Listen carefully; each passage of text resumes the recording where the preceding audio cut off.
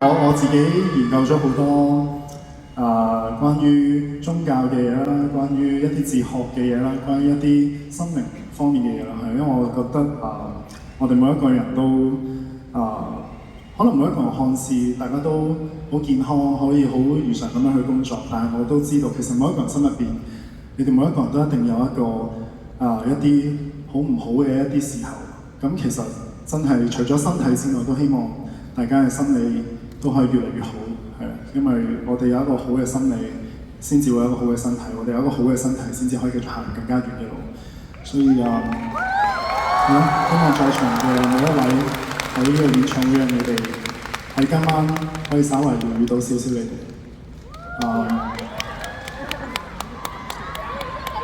係咯，我自己都呢半年都經歷過好多自己一個人喊嘅時候可能係一啲好無助嘅一啲時候，但係我好感恩嗰個時候，我嘅靈魂選擇咗一條路，係